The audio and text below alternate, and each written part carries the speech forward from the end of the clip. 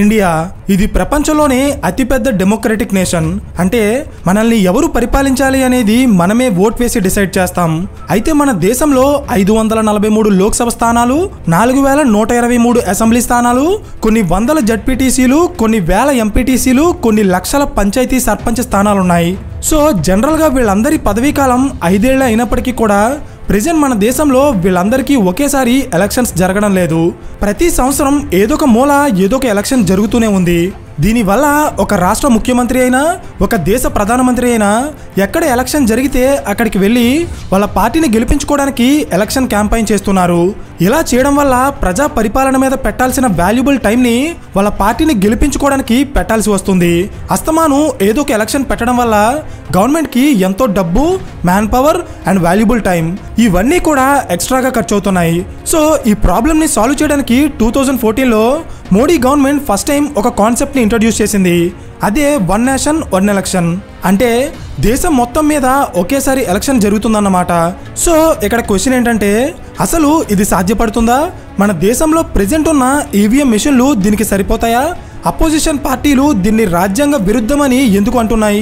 2023లో అసలు దేశం మొత్తంలో ఒకేసారి ఎలక్షన్ పెట్టడం సాధ్యపడుతుందా లేదా అని తెలుసుకోవడానికి అప్పటి president of India Ramnath Kovind గారి నేతృత్వంలో గవర్నమెంట్ ఒక హై లెవెల్ కమిటీ వేసింది. అయితే అసలు ఆ కమిటీ ఇచ్చిన రిపోర్ట్లో ఏముంది? వన్ నేషన్ వన్ ఎలక్షన్ అనే కాన్సెప్ట్ వెనక ఎన్ని ప్రాబ్లమ్స్ ఉన్నాయో నేను ఈ వీడియోలో చెప్పబోతున్నాను. Hello everyone, welcome to today's video and this is your friend Surya. నిజానికి ఈ వన్ నేషన్ వన్ ఎలక్షన్ అనే కాన్సెప్ట్ మన దేశంలో కొత్తగా మొదలైంది కాదు. ఇది ఆల్రెడీ ఒకప్పుడు మన దేశంలో ఫాలో అయ్యేవారు. ఎలా అనుకుంటున్నారా? చెప్తా చూడండి. 1947లో మనకి స్వతంత్రం వచ్చిన తర్వాత 1951-52లో ఫస్ట్ టైం జనరల్ ఎలక్షన్స్ జరిగాయి. ఈ ఎలక్షన్స్ పార్లమెంట్కి అలాగే స్టేట్ అసెంబ్లీస్కి కూడా ఒకేసారి జరిగింది. అండ్ ఈ ప్రాసెస్ 1952 నుండి 1967 వరకు కొనసాగింది. కానీ 1968 తర్వాత దేశం మొత్తం ఒకేసారి ఎలక్షన్ జరగడం అనే కాన్సెప్ట్ బ్రేక్ అయిపోయింది. దీనికి రీజన్ ఏంటంటే 1968 నుండి కొన్ని రాష్ట్ర ప్రభుత్వాలు అలాగే సెంట్రల్ గవర్నమెంట్ కూడా పూర్తిగా 5 ఏళ్ల పాటు పరిపాలించకుండానే కూలిపోయి మళ్ళీ కొత్తగా రీఎలక్షన్స్కి వెళ్ళేవి. అదేంటి 5 ఏళ్ల పాటు పరిపాలించకుండానే గవర్నమెంట్స్ ఎందుకు కూలిపోతాయి అనే డౌట్ మీలో కొంతమందికి రావచ్చు. దీని వెనకున్న రీజన్ మీకు అర్థం కావాలంటే ముందు మీకు ఒక కాన్సెప్ట్ తెలియాలి. అదే కోయిలేషన్ గవర్నమెంట్.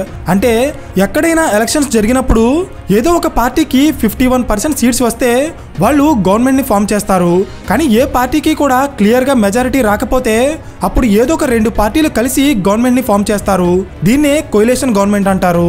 అయితే గవర్నమెంట్ ఫామ్ చేసిన ఈ 2 పార్టీలకి మధ్య ఏదైనా గొడవ వస్తే అప్పుడు వీళ్ళిద్దరూ విడిపోతారు. దీనివల్ల 5 ఏళ్ల పదవీ కాలం పూర్తవకుండానే గవర్నమెంట్ కూలిపోయి మళ్ళీ ఎలక్షన్స్ వస్తాయి. ఇది గవర్నమెంట్ కూలిపోవడానికి ఒక రీజన్ మాత్రమే. మరొక రీజన్ ఏంటంటే కొన్ని పార్టీలు 5 ఏళ్ల పాటు కంప్లీట్గా పరిపాలించకుండానే రాజీనామా చేసి వాళ్ళ పార్టీకి ప్రజల్లో మంచి పేరు ఉండగానే మళ్ళీ ఎలక్షన్స్కి వెళ్తారు. 2018లో తెలంగాణలో ఉన్న బీఆర్ఎస్ పార్టీ ఇదే చేసింది. 5 ఏళ్లు పూర్తవకుండానే ఎలక్షన్స్కి వెళ్లడం వల్ల ఆ రాష్ట్రంలో ఇప్పుడు assembly elections and parliament elections 2 సార్లు పెట్టాల్సి వస్తుంది. ఇదే విధంగా దేశంలో ఉన్న ఎన్నో రాష్ట్రాలు అలాగే సెంట్రల్ గవర్నమెంట్ కూడా చేయడం వల్ల పార్లమెంట్ ఎలక్షన్స్ అలాగే అసెంబ్లీ ఎలక్షన్స్ సింక్లో లేకుండా పోయాయి. లాజిక్ అర్థమైందా? అయితే వీడియో కంటిన్యూ చేసే ముందు మీకు ఒక విషయం చెప్పాలి. నిజానికి ఏ పార్టీ పవర్లోకి వచ్చినా మన జీవితాలు కంప్లీట్గా మారిపోవు. నిజంగా మన జీవితాలు మారాలంటే మనకి స్కిల్స్ ఉండాలి. జాబ్ మార్కెట్లో ఏ టెక్నాలజీకి అయితే ఎక్కువ డిమాండ్ ఉంటుందో తెలుసుకుని మనం ఆ స్కిల్స్ని నేర్చుకోవడం ద్వారా మన కెరియర్ని నెక్స్ట్ లెవెల్కి తీసుకెళ్లొచ్చు. రీసెంట్ టైమ్స్లో అలా ఎక్కువగా డిమాండ్ ఉన్న స్కిల్ ఆర్టిఫిషియల్ ఇంటెలిజెన్స్. ఇటీవల కాలంలో ఏఐ అనేది ఐటీ సెక్టార్ లాంటి చాలా ఫీల్డ్స్లో జాబ్స్ని రీప్లేస్ చేస్తుంది. బట్ దీని గురించి మనం కంగారు పడాల్సిన అవసరం లేదు. ఎందుకంటే గ్రోత్ స్కూల్కి సంబంధించిన ఒక 3 గంటల ఏఐ అండ్ చాట్ జీపీటీ వర్క్షాప్ని నేను మీకు రికమెండ్ చేస్తున్నాను. ఇది జనరల్గా పెయిడ్ వెర్షన్ ఉంటుంది. కానీ మన ఛానల్లో ఉన్న ఫస్ట్ 1000 వ్యూవర్స్కి ఈ వర్క్షాప్ని ఫ్రీగా ఇస్తున్నారు. నేను ఆల్రెడీ ఈ వర్క్షాప్కి అటెండ్ అయ్యి ఏఐ అండ్ చాట్ జీపీటీకి సంబంధించిన హ్యాక్స్ని నేర్చుకున్న తర్వాతే దీన్ని మీకు రికమెండ్ చేస్తున్నాను. ఈ వర్క్షాప్కి నేను 5/5 రేటింగ్ ఇస్తాను. దీనికి అటెండ్ అవడం వల్ల మీకు personal branding, excel skills, data అనాలిసిస్తో పాటు smart job hunting, salary hike and career గ్రోత్కి కూడా యూజ్ అవుతుంది. మీరు టెక్నికల్ జాబ్ చేస్తున్నా, నాన్ టెక్నికల్ జాబ్ చేస్తున్నా like sales, marketing, HR and ఆపరేషన్స్తో పాటు ఆంటర్ప్రెన్యూర్స్ అండ్ ఫ్రీలాన్సర్స్ లాంటి ఏ రోల్ చేస్తున్నా మీకు ఈ వర్క్షాప్ యూజ్ అవుతుంది. ఇప్పటికే 10 లక్షలకి పైగా పైగా క్యాండిడేట్స్ ఈ వర్క్షాప్కి అటెండ్ అయ్యారు. ముందుగా రిజిస్టర్ చేసుకున్న మన వ్యూవర్స్కి ఈ వర్క్షాప్ ఎలాగో ఫ్రీ కాబట్టి కింద డిస్క్రిప్షన్లో లింక్ ఇస్తాను, ఒకసారి అటెండ్ అయ్యి చూడండి. So back to the concept. So ఇండియాలో Lok Sabha elections and state assembly elections విడివిడిగా ఎందుకు జరుగుతున్నాయో మీకు అర్థమైంది కదా. అయితే ఇప్పుడు అసలు ఎలక్షన్స్ ఎలా విడివిడిగా జరగడం వల్ల మన దేశానికి జరిగే నష్టమేంటో చెప్తా చూడండి. Number 1, high budget. మీకు తెలుసా, ప్రపంచం మొత్తం మీద జరిగే ఎలక్షన్స్లో ఇండియాలో జరిగే ఎలక్షన్స్కే ఎక్కువ డబ్బు ఖర్చు అవుతుంది. ఫర్ ఎగ్జాంపుల్ 2019 లోక్సభ ఎలక్షన్స్కి మన గవర్నమెంట్ 55,000 కోట్ల రూపాయలు ఖర్చు చేసింది. అండ్ ఇది కేవలం లోక్సభ ఎలక్షన్స్కి మాత్రమే. అండ్ అదే సంవత్సరం లోక్సభ ఎలక్షన్స్తో పాటు 7 రాష్ట్రాల్లో అసెంబ్లీ ఎలక్షన్స్ జరిగాయి. Like Andhra Pradesh, Maharashtra, Odisha etcetera. ఈ 7 రాష్ట్రాల్లో ఎలక్షన్స్ పెట్టడానికి కూడా గవర్నమెంట్కి చాలా డబ్బు ఖర్చు అయింది. సో ఒకవేళ లోక్సభ అండ్ అసెంబ్లీ ఎలక్షన్స్ రెండూ ఒకేసారి పెట్టి ఉంటే గవర్నమెంట్కి చాలా డబ్బు సేవ్ అయి ఉండేది. కేవలం డబ్బు మాత్రమే కాదు, ఎలక్షన్స్ అంటే security forces, electoral officers, election equipment అంటూ గవర్నమెంట్ మీద చాలా భారం పడుతుంది. అంతేకాకుండా ఎలక్షన్స్ పెట్టిన ప్రతిసారి ఎంపీలు, ఎమ్మెల్యేలు, మినిస్టర్స్తో పాటు సీఎం అండ్ పీఎం కూడా వాళ్ళ పనులు మానేసుకుని వాళ్ళ పార్టీని గెలిపించుకోవడానికి ఎలక్షన్స్ జరిగే చోటుకి వెళ్ళి ప్రచారం చేస్తారు. దీనివల్ల రాజకీయ నాయకులు ప్రజల మీద పెట్టాల్సిన టైం చాలా వరకు వేస్ట్గా పోతుంది. కేవలం నాయకులు మాత్రమే కాదు, even government teachers, schools and government officers యొక్క వర్క్ కూడా చాలా వరకు డిస్టర్బ్ అవుతుంది.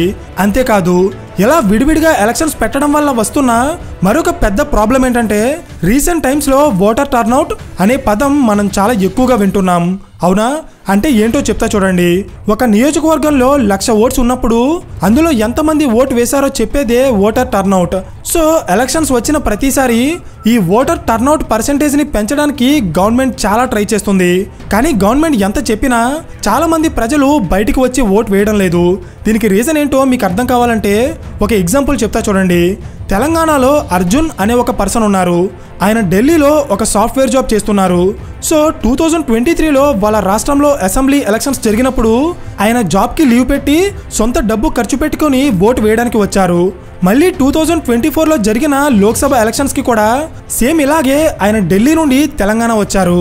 మళ్ళీ ఫ్యూచర్లో తెలంగాణలో మున్సిపల్ ఎలక్షన్స్ జరగచ్చు, పంచాయతీ ఎలక్షన్స్ జరగచ్చు, జిల్లా పరిషత్ ఎలక్షన్స్ జరగచ్చు. ఎలక్షన్స్ జరిగిన ప్రతిసారి అర్జున్ తన జాబ్కి లీవ్ పెట్టుకుని సొంత డబ్బు ఖర్చు పెట్టుకుని ఓటు వేయడానికి వస్తారా అంటే అది ఖచ్చితంగా చెప్పలేం. అవునా? ఒకవేళ అర్జున్ పొజిషన్లో మీరుంటే అన్నిసార్లు ఓటు వేయడానికి వస్తారా లేదా అనేది కింద కామెంట్ చేయండి. So election commission of India May 25న పబ్లిష్ చేసిన డేటా ప్రకారం ఇప్పటి వరకు మన దేశంలో 5 ఫేజెస్లో ఎలక్షన్స్ జరిగాయి. ఈ 5 ఫేజెస్కి సంబంధించిన ఓటర్ టర్న్అవుట్ డేటా చూస్తే ఫేజ్ 1లో 66.1%, ఫేజ్ 2లో 66.7%, ఫేజ్ 3లో 65.6%, ఫేజ్ 4లో 69.1% అండ్ ఫేజ్ 5లో 62.2%. సో యావరేజ్గా చూస్తే 100లో కేవలం 65 మంది మాత్రమే ఓటు వేస్తున్నారు. మరి మిగిలిన 35 మంది ఎందుకు ఓటు వేయడం లేదు? మీకు లాజిక్ అర్థమైందా? బికాస్ ఎలక్షన్స్ జరిగిన ప్రతిసారి బయట రాష్ట్రాల్లో ఉన్నవాళ్ళు లేక బయట దేశాల్లో ఉన్నవాళ్ళు ప్రతిసారి వాళ్ళ సొంతూరు వెళ్ళి ఓటు వేయడానికి అంత ఇంట్రెస్ట్ చూపించరు. వాళ్ళ దృష్టిలో అసెంబ్లీ ఎలక్షన్స్ ముఖ్యమైతే వాళ్ళు దానికే ఓటు వేసి వెళ్ళిపోతారు. తర్వాత జరిగే పంచాయతీ అండ్ మున్సిపల్ ఎలక్షన్స్కి వాళ్ళు రావడం లేదు. నిజానికి మనం ఓటు వేసే ప్రతి ఎలక్షన్ కూడా మనకి ముఖ్యమే. అయితే ప్రతి ఎలక్షన్లో కూడా ఓటర్ టర్న్అవుట్ పర్సెంటేజ్ పెరిగేలా చేయాలి. అస్తమాను రాజకీయ నాయకులు వాళ్ళ పనులు మానుకుని ఎలక్షన్ క్యాంపెయిన్లో టైం వేస్ట్ చేయకుండా ఉండాలి. స్కూల్స్ అండ్ గవర్నమెంట్ ఆఫీసులు కరెక్ట్గా పనిచేయాలి. తక్కువ డబ్బుతోనే ఎలక్షన్ జరిపించాలి. సో ఈ ప్రాబ్లమ్స్ అన్నింటినీ సాల్వ్ చేయడానికి 2014లో మోడీ గవర్నమెంట్ 1 నేషన్ 1 ఎలక్షన్ అనే కాన్సెప్ట్ని ఇంట్రడ్యూస్ చేసింది. అంటే దేశం మొత్తం మీద లోక్సభకి, అసెంబ్లీస్కి అండ్ లోకల్ బాడీస్కి కూడా ఒకేసారి ఎలక్షన్స్ జరుగుతాయన్నమాట. సో ఈ 1 నేషన్ 1 ఎలక్షన్ అనే కాన్సెప్ట్ మన దేశంలో అమలు చేయడానికి సాధ్యపడుతుందా లేదా తెలుసుకోవడానికి 2023లో ఇండియన్ గవర్నమెంట్ అప్పటి president of India Ramnath Kovind గారి నేతృత్వంలో ఒక హై లెవెల్ కమిటీని అపాయింట్ చేసింది. ఈ కమిటీలో కాంగ్రెస్ పార్టీ నాయకులు కూడా ఉన్నారు. 2024 మార్చి నెలలో ఈ కమిటీ వాళ్ళ రిపోర్ట్ని సబ్మిట్ చేసింది. ఆ రిపోర్ట్లో ఏముందో తెలుసుకునే ముందు అసలు ఈ కమిటీ ఎవరితో మాట్లాడి ఈ రిపోర్ట్ని తయారు చేసిందో చూద్దాం. ప్రెస్ ఇన్ఫర్మేషన్ బ్యూరో PIB అనే గవర్నమెంట్ వెబ్సైట్లో పబ్లిష్ చేసిన డేటా ప్రకారం ఈ హై లెవెల్ కమిటీ దేశం మొత్తం మీద ఒకేసారి ఎలక్షన్ పెట్టడం మంచిదా కాదా అని తెలుసుకోవడానికి దేశవ్యాప్తంగా ఉన్న 47 పొలిటికల్ పార్టీలని కన్సల్ట్ అయ్యారు. వాళ్ళలో 37 పార్టీలు ఈ ఐడియాకి ఎస్ చెప్పాయి. మన దేశంలో ఉన్న 20,000 మందికి పైగా సామాన్య ప్రజలతో మాట్లాడితే అందులో 80% ప్రజలు దీనికి ఓకే చెప్పారు. అంతేకాదు chief justice of India, chief justice of high courts, chief election commissioner, state election commissioners and law commission ఇలా ఎంతో మంది హై లెవెల్ పర్సన్స్ తో మాట్లాడి ఫైనల్ గా రామ్నాథ్ కోవింద్ గారు ఒక రిపోర్ట్ ని పబ్లిష్ చేశారు. ఈ రిపోర్ట్ లో ఏముందో సింపుల్ గా చెప్తా చూడండి. ఈ కమిటీ ఇచ్చిన రికమెండేషన్స్ ప్రకారం మన దేశం మొత్తం మీద 2 స్టెప్స్ లో ఎలక్షన్స్ జరగాలి. ఫస్ట్ స్టెప్ లో లోక్సభ అండ్ అసెంబ్లీ ఎలక్షన్స్ జరిగితే సెకండ్ స్టెప్ లో మున్సిపాలిటీస్ అండ్ పంచాయతీ ఎలక్షన్స్ జరుగుతాయి. కానీ ఫస్ట్ స్టెప్ ఎలక్షన్స్ కి సెకండ్ స్టెప్ ఎలక్షన్స్ కి మధ్య 100 డేస్ కంటే ఎక్కువ గ్యాప్ ఉండకూడదు. అంటే మన దేశం మొత్తం మీద జరిగే అన్ని ఎలక్షన్స్ కూడా 100 రోజులు తేడాలో జరిగిపోతాయి అన్నమాట. అర్థమైందా? సో ఇప్పటి వరకు మనం చూసిన వీడియోలో అసలు 1 నేషన్ 1 ఎలక్షన్ అంటే ఏంటి, దానివల్ల ఎలాంటి యూజెస్ ఉంటాయి అండ్ హై లెవెల్ కమిటీ దీని గురించి ఏం రికమెండ్ చేసిందో చూసాం. కానీ అసలు ఈ కాన్సెప్ట్ని ఇంట్రడ్యూస్ చేయడం వల్ల జరిగే నష్టాలేంటి అండ్ అపోజిషన్ పార్టీలు దీన్ని ఎందుకు వ్యతిరేకిస్తున్నాయో ఇప్పుడు చూద్దాం. Problem number 1, election equipment. అంటే మన దేశంలో ప్రెజెంట్ ఉన్న EVM మెషిన్స్ కానీ VVPATs కానీ దేశం మొత్తం మీద ఒకేసారి ఎలక్షన్స్ పెట్టడానికి సరిపోవు. కొంతమంది గవర్నమెంట్ అఫీషియల్స్ ప్రకారం దేశం మొత్తం మీద ఒకేసారి ఎలక్షన్స్ పెట్టాలంటే ప్రెజెంట్ ఉన్న EVM మిషన్స్ కంటే 3 టైమ్స్ ఎక్కువ మిషన్స్ కావాలి. Problem number 2, assembly dissolution. ఇది చాలా కాంప్లికేటెడ్ ప్రాబ్లం. జాగ్రత్తగా వినండి. ఒకవేళ 1 నేషన్ 1 ఎలక్షన్ అనే కాన్సెప్ట్ని ఇంప్లిమెంట్ చేస్తే నెక్స్ట్ జనరల్ ఎలక్షన్స్ 2029లో జరగబోతున్నాయి. కానీ కొన్ని రాష్ట్రాల్లో ఉన్న గవర్నమెంట్స్ ఈ మధ్యలోనే పదవీ కాలం పూర్తయ్యి ఎలక్షన్స్కి వెళ్లాల్సి వస్తుంది. సో మరి ఆ రాష్ట్రాల్లో 2029 వచ్చే వరకు ఎలక్షన్స్ పెట్టకుండా ప్రెసిడెంట్ రూల్ వేస్తారా లేక ఉన్న పార్టీలని పవర్లో కంటిన్యూ చేస్తారా? నెక్స్ట్ 2029 వచ్చేటప్పటికి ఆల్రెడీ కొన్ని రాష్ట్రాల్లో ఉన్న గవర్నమెంట్స్ పవర్లో ఉంటాయి. మరి ఆ గవర్నమెంట్స్ని ఎలాంటి రీజన్ లేకుండా కూల్చేస్తే అది రాజ్యాంగ విరుద్ధం కాదా? బికాస్ న్యాచురల్గా 5 ఏళ్ల పాటు ఉండాల్సిన గవర్నమెంట్ని మధ్యలో కూల్చడం అనేది రాజ్యాంగ విరుద్ధమని చెప్పి అపోజిషన్ పార్టీలు క్వశ్చన్ చేస్తున్నాయి. Problem number 3, educating voters. దేశం మొత్తం మీద ఒకేసారి ఎలక్షన్స్ జరగడం అనే కాన్సెప్ట్ 1968 తర్వాత మన దేశంలో ఉన్న ప్రజలు మర్చిపోయారు. సో ఇప్పుడు మళ్ళీ ఈ కాన్సెప్ట్ని తీసుకొచ్చి ప్రజలని ఒకేసారి 4 ఓట్స్ వేయమంటే వాళ్ళు ఎవరికి వేస్తున్నారు, ఎందుకు ఇన్ని ఓట్స్ వేస్తున్నారో కూడా వాళ్ళకి అర్థం కాదు. సో ఈ 1 నేషన్ 1 ఎలక్షన్ అనే కాన్సెప్ట్ని ఇంప్లిమెంట్ చేయడం కంటే ఓటర్స్ని ఎడ్యుకేట్ చేయడానికే నిజానికి చాలా టైం పడుతుంది. Problem number 4, voter behaviour. అంటే ఒక ఓటర్ అసెంబ్లీకి పార్లమెంట్కి విడివిడిగా ఓట్లు వేసినప్పుడు ఆ పర్టికులర్ టైంలో జరిగిన నేషనల్ అండ్ లోకల్ ఇష్యూస్ తన మీద చాలా ప్రభావం చూపిస్తాయి. సో ఓటర్ అవన్నీ ఆలోచించుకుని పార్లమెంట్కి ఎవరిని పంపించాలి, అసెంబ్లీకి ఎవరిని పంపించాలో డిసైడ్ చేసుకుంటాడు. కానీ అన్ని ఎలక్షన్స్ కలిపి ఒకేసారి పెడితే ఆ ఓటర్ ఏదో ఒక ఇష్యూని మైండ్లో పెట్టుకుని అన్ని ఓట్స్ కూడా ఒకే పార్టీకి వేసేస్తాడు. సో దీనివల్ల ఓటర్స్కి ఆలోచించుకునే టైం కానీ డెసిషన్ తీసుకునే స్కోప్ కానీ తగ్గిపోతుంది. అర్థమైందా? సో ఇవి మాత్రమే కాదు, దేశం మొత్తం మీద ఒకేసారి ఎలక్షన్స్ పెట్టడం వల్ల లాభాలు ఉన్నట్టే చాలా నష్టాలు కూడా ఉన్నాయి. అయితే దీని మీద నా ఒపీనియన్ ఏంటంటే ఒక ఓటర్ని ఓటు వేసేలా చేయడం ఎంత ముఖ్యమో తనకి ఆలోచించుకుని ఓటు వేసే టైం ఇవ్వడం కూడా అంతే ముఖ్యం. ఈ 1 నేషన్ 1 ఎలక్షన్ అనే కాన్సెప్ట్ మంచిదా కాదా అనేది పక్కన పెడితే ఒకవేళ దీన్ని ఇంప్లిమెంట్ చేయాల్సి వచ్చినప్పుడు ఒక ప్రాపర్ వేలో ఇంప్లిమెంట్ చేయకపోతే ఇది ఓటర్ బిహేవియర్ని చాలా వరకు ఇంపాక్ట్ చేస్తుంది. సో దీని మీద మీ ఒపీనియన్ ఏంటి? ఈ 1 నేషన్ 1 ఎలక్షన్ అనే కాన్సెప్ట్కి మీరు సపోర్ట్ చేస్తారా లేదా అనేది కింద కామెంట్ చేయడం మర్చిపోకండి. గ్రోత్ స్కూల్ ఫ్రీ వర్క్షాప్ యొక్క లింక్ని కింద డిస్క్రిప్షన్లో అలాగే ఫస్ట్ పిన్ కామెంట్లో ఇచ్చాను. స్కిల్స్ని పెంచుకోవాలనుకునే వాళ్ళు ఒకసారి చెక్ చేయండి. అండ్ ఈ వీడియో మీకు ఇన్ఫర్మేటివ్గా అనిపిస్తే ఖచ్చితంగా లైక్ చేసి ఎలాంటి మరిన్ని పొలిటికల్ కేస్ స్టడీస్ కోసం ఛానల్ని సబ్స్క్రైబ్ చేయండి. So thank you for watching and I will see you in the next video. Till then this is your friend Surya signing of.